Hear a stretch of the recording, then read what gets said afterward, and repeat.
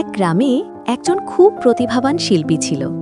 একদিন সে এক অদ্ভুত জাদুর তুলি খুঁজে পেল।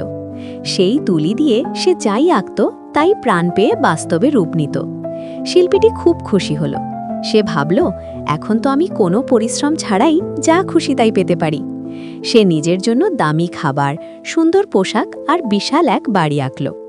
কিন্তু অদ্ভুত ব্যাপার হলো, কয়েকদিন পরেই সেই খাবারগুলো নষ্ট হয়ে গেল, পোশাকগুলো ছিঁড়ে গেল আর বাড়ির দেয়াল ধসে পড়তে লাগল। শিল্পীটি অবাক হয়ে ভাবল, জাদুর তুলি দিয়ে আঁকা জিনিস কেন এমন হচ্ছে?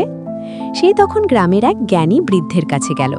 বৃদ্ধ হেসে বললেন, জাদুর তুলি তোমাকে কেবল সুযোগ দিতে পারে, কিন্তু তার স্থায়িত্ব নির্ভর করে তোমার পরিশ্রমের ওপর। তুমি যদি নিজের ঘাম না ঝরিয়ে কেবল জাদুর ওপর ভরসা করো, তবে সেই প্রাপ্তি বেশিক্ষণ টিকবে না। শিল্পীটি নিজের ভুল বুঝতে পারল। সে এবার নিজের কঠোর পরিশ্রম দিয়ে ছবি আঁকা শুরু করল, আর জাদুর তুলিটি কেবল খুঁটিনাটি নিখুঁত করার জন্য ব্যবহার করল। দেখা গেল, এবার তার সৃষ্টিগুলো চিরস্থায়ী আর অনেক বেশি সুন্দর হয়েছে।